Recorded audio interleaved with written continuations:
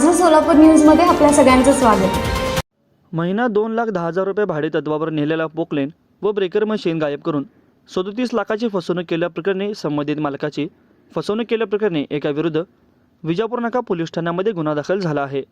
सतीश चव्हाण राहणार सांगली असे गुन्हा दाखल झालेल्याचे नाव असून दिनांक 2 नोव्हेंबर 2023 रोजी सतीश चव्हाण याने सुनील राणा बाबूराव जगताप पाटील वय वर्ष 40 राहणार वैष्णवीनगर सैफुल विजापूर रोड सोलापूर यांना फोन केला।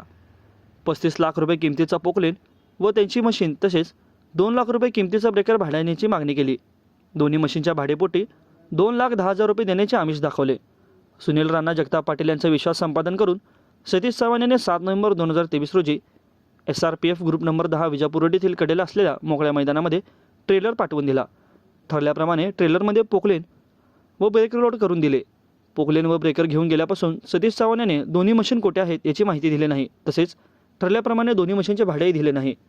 आपली फसवणूक झाल्याचे लक्षात आल्यानंतर सुनील राणा जगताप पाटील यांनी विश्वासात घेऊन फसवणूक केल्याची फिर्याद विजापूर नाका पोलीस ठाण्यामध्ये दिली। या घटनेचा अधिक तपास पोलीस उपनिरीक्षक तरंगे करीत आहेत।